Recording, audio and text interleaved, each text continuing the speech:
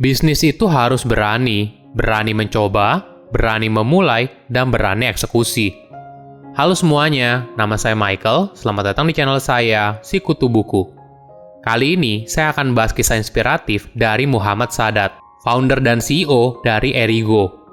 Beberapa waktu lalu, Erigo sempat heboh di media sosial saat iklannya terpasang di salah satu gedung yang berlokasi di destinasi ikonik Times Square, New York, Amerika Serikat. Berawal dari 11 orang, sekarang bisa berbangga atas pencapaiannya hingga ke negeri Paman Sam. Sebelum kita mulai, buat kalian yang mau support channel ini agar terus berkarya, caranya gampang banget. Kalian cukup klik subscribe dan nyalakan loncengnya.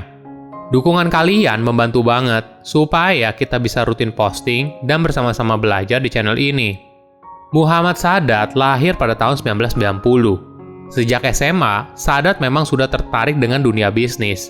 Namun, ketika dia berkuliah saat tahun 2010, Sadat baru bisa merealisasikan mimpinya untuk menjalankan bisnis sendiri. Perjalanan bisnis Erigo dimulai pada tahun 2011. Saat itu, Sadat pertama kali merintis usahanya di kamar bertipe studio yang ada di Depok. Waktu awal merintis, dia melakukan semuanya sendiri. Ibaratnya, dirinya merupakan CEO, Chief Everything Officer. Ini merupakan fase yang banyak dialami oleh pengusaha. Kala itu, dia membuat sebuah merek fashion bernama Selected & Co. Modal awal yang dipakai juga tidak sedikit, yaitu 50 juta rupiah. Namun, karena nama merek tersebut sudah dimiliki oleh pebisnis lain, maka mau tidak mau dia harus menggantinya. Selain itu, persaingan bisnis yang sangat ketat membuat bisnisnya hanya bertahan 6 bulan. Barulah pada tahun 2013, nama Erigo dipilih. Lini produk yang diusung juga telah berubah. Di awal, Erigo mengusung konsep yang bertema batik dan ikat. Namun sekarang, fokusnya pada fashion kasual. Sambutan pasar ternyata kurang baik. Padahal waktu itu, dia sudah berinvestasi untuk melakukan pemotretan hingga ke Singapura.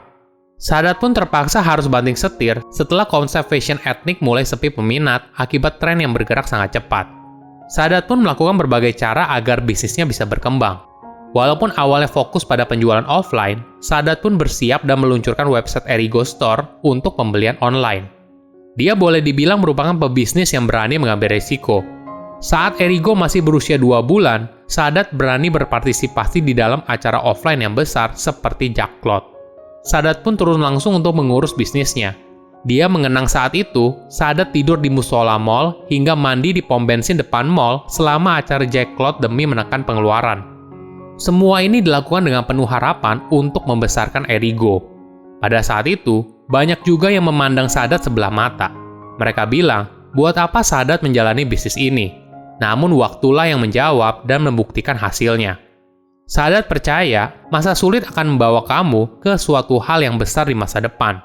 Jadi, dia selalu berusaha untuk berpikir positif dan percaya kalau hari esok lebih cerah daripada hari ini. Pada tahun 2014, ini merupakan awal kebangkitan dari Erigo. Saat itu, Sadat menggunakan Instagram sebagai medium untuk berpromosi dengan tema traveling. Ternyata, Instagram sangat powerful sekali bagi Erigo. Dari yang awalnya hanya 500 followers, kemudian berkembang menjadi ratusan ribu, hingga sekarang mencapai jutaan followers. Selain Instagram, keinginan orang untuk tetap gaya saat traveling juga mendorong penjualan dari Erigo. Inilah yang kemudian buat Erigo fokus pada tema fashion traveling. Pada tahun 2015, Sadat tidak main-main. Erigo meluncurkan Country Series di mana Erigo akan mengunjungi Jepang, Amerika Serikat, dan United Kingdom untuk melakukan pemotretan. Usahanya pun semakin besar hingga mampu mencapai omset 22 miliar rupiah.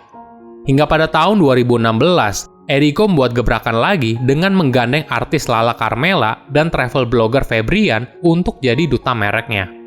Mereka berdua akan berkeliling ke berbagai tempat di Indonesia dan dibagi menjadi 12 episode perjalanan. Cerita perjalanan mereka dengan Erigo lalu akan dibuat dalam bentuk video, foto, dan tulisan di blog. Selain untuk promosi produk Erigo dan meningkatkan asosiasi mereknya dengan traveling, Sadat juga ingin menginspirasi anak muda untuk lebih mengenal aneka ragam wisata dan budaya yang ada di Indonesia. Pada tahun 2017, Erigo memanfaatkan euforia konsumen yang mulai menyukai belanja online. Walaupun sudah punya website sebelumnya, kali ini Sadat membuka official store Erigo di Shopee. Pertumbuhan penjualannya pun semakin lama semakin laris. Hingga pada tahun 2020, Erigo menjadi merek fashion terlaris pada Shopee 99 Super Shopping Day 2020, Top Fashion Brands di Shopee Super Awards, dan sebagainya. Dampak signifikan ini sangat terasa pada penjualan Erigo. Bahkan pesanannya tercatat tumbuh lebih dari 10 kali lipat daripada tahun sebelumnya. Memang ketika awal pandemi COVID-19, penjualan Erigo sempat turun dan terpaksa mengurangi karyawan. Namun ketika dia mendapatkan banyak penjualan dari e-commerce, maka Sadat harus menambah karyawan lebih banyak lagi. Erigo pun membuka 6 toko online resmi di Tangerang, Banjarmasin, Malang, Palembang, Yogyakarta, dan Kendari. Kerjasama Erigo dan Shopee pun berlanjut. Bukan hanya di dalam negeri saja, namun Sadat ibaratnya mendapatkan jawaban atas permintaan konsumen pada produk Erigo di luar negeri. Erigo pun ikut dalam program ekspor dari Shopee yang memudahkan UKM Indonesia untuk berjualan produk ke luar negeri. Selama setahun, respon yang diterima Erigo cukup positif, dan Sadat pun mendapatkan pesanan yang cukup banyak. Ini merupakan sebuah kebanggaan tersendiri, di mana merek asli Indonesia dapat berjualan produknya di luar negeri sekaligus mengharumkan nama Indonesia. Perjalanan yang dialami oleh Sadat untuk bisa ke titik sekarang juga tidak mudah. Bahkan, dirinya harus berhenti kuliah untuk fokus melunasi hutang yang menggunung.